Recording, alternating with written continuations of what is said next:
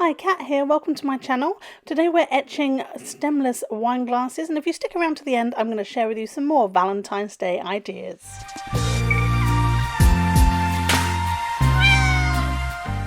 So you go into Cricut Design Space, my project's in the cloud where I've already saved this, and I created the stencils using images from Cricut Access. So they're free images, and I just put them on top of squares and then sliced them out, and that creates the stencil I need for my glasses.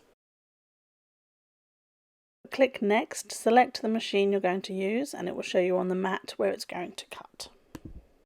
So make sure to place your material in the right spot on your mat. I like to use removable vinyl for this, so then load your mat into the machine. You'll be able to see when it's going to be finished by watching the screen. And then when the button flashes, just remove it from the machine and you'll see your cut.